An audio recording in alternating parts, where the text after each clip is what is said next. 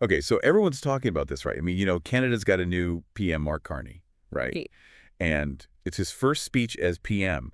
And, like, everyone wants to know what he had to say. Absolutely. But the thing is, he's coming into this during a time where, like, Canada and the U.S. are kind of in the middle of this, like, trade war thing going on. Yeah, yeah, for sure. So, like, there's a lot of eyes on this first speech. Huge implications. Exactly. Huge implications. And like, we've got the excerpts of that speech here today ready to, like, really, dive into. Yeah, so this is going to be good. This is going to be a good one. So It's exciting stuff. it's some exciting stuff. Stepping in as prime minister in the middle of all this, that's no small feat. Oh, absolutely not. No. So this is going to give us a lot to think about today. So much to think about. And, like, right off the bat, one of the lines that I think everybody kind of, like, clung to was that statement, Canada will never be part of the U.S.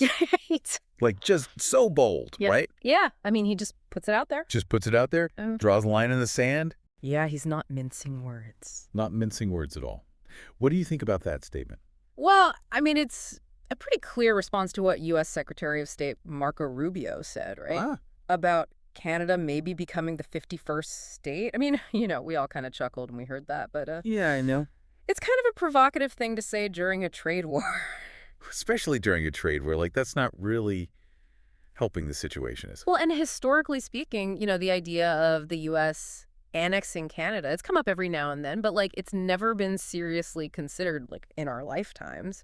Right. It's never been, like, a real possibility. No, No. not at all. So for Rubio to bring it up now, it just kind of makes you wonder, what's his angle? What's his end game here? Yeah. Is he trying to just, like, rattle some cages, get a reaction? It could be, yeah. Or maybe it's like a power play, to Yeah. gain some leverage in these trade negotiations.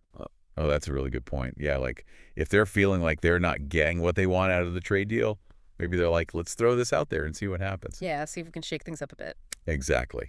And so then, like, Carney comes back with this, Canada will never be part of the U.S. So it really does kind of highlight, I think, like, some of the tension that's going on between the two countries right now. Oh, absolutely. It shows that there are some underlying issues there, especially when it comes to trade. And this whole idea of demanding respect from the U.S. that Carney keeps talking about, Right. what does that even mean? That's the question, isn't it? Yeah, like, what does that look like in the context of this trade war? Well, I think he's saying he's not going to back down, Okay. but what respect actually looks like is a little bit more complicated. I mean, is he talking about fair trade practices? Right. Is it about recognizing Canadian sovereignty? Or maybe it's about the U.S. admitting that this trade war is hurting both sides. It's not really clear yet. But I think it's worth noting that Carney's background is in finance, right? Right. He used to be, a big deal in the finance world. Exactly. So he really understands global economics, and he might have a very strategic approach to this whole situation. So that's going to be really interesting to see how that plays out. Definitely. Now, another thing that I thought was super interesting is that, like, right out of the gate, Carney's first international trip is to France and the UK. Interesting choice. Interesting choice, and there's no mention of, like, a visit to the U.S. anytime soon. Yeah. So, like, some people might see that as, like, oh, he's kind of, like, avoiding the U.S. Is he kind of, like, showing weakness or something like that? But Yeah.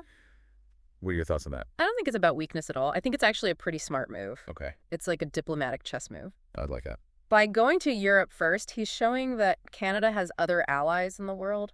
Yeah. They're not isolated.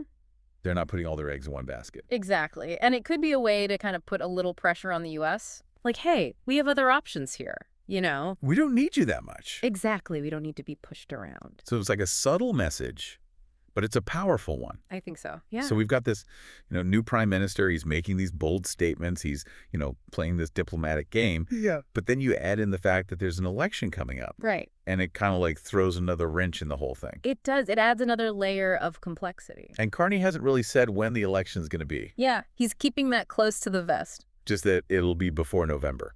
Right. Although it has to be before October. Well, yeah, of course it has to be before October. But why do you think he's being so vague about the actual date? Well, I think it gives him options. Okay. He can kind of see how things play out. Like, Yeah. how's the economy doing? Are there any scandals brewing? What's the opposition up to? Yeah. And then he can pick a date that gives him the best chance of winning. So it's all about strategy. So speaking of the opposition, Pierre Poilievre has been pretty vocal. Oh, yeah. He's not holding back. He's saying that Carney and his new cabinet are basically just like Trudeau Part 2. Yeah. Like nothing's really changed. Yeah, he's really hitting that point home. What do you make of that strategy? Like, why do you think he's going that route?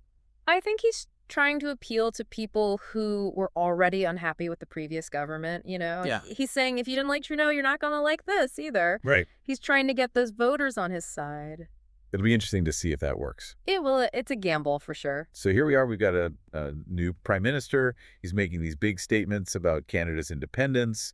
He's kind of like sidestepping the U.S. He's got this election hanging over his head, and there's this trade war going on.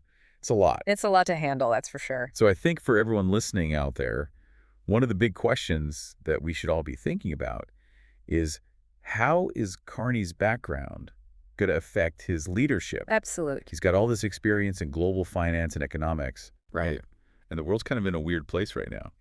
Yeah, there's a lot of uncertainty. So is he going to focus more on trying to, make sure that Canada's economy stays strong? Or is he going to be more focused on the political side of things? Right. Is he going to play it safe, or is he going to take some risks? That is the question that I think we're all going to be watching to see. Yeah, I can't wait to see what happens. This is going to be good. This is going to be really interesting. So keep your eyes on Canada, everybody. Things are definitely heating up. It's all just getting started. Absolutely. Just getting started. Buckle up. Buckle up. Hey. All right. That's it for a deep dive today. Thanks for joining us. Thanks for having me. And we'll see you next time. See you later. Bye.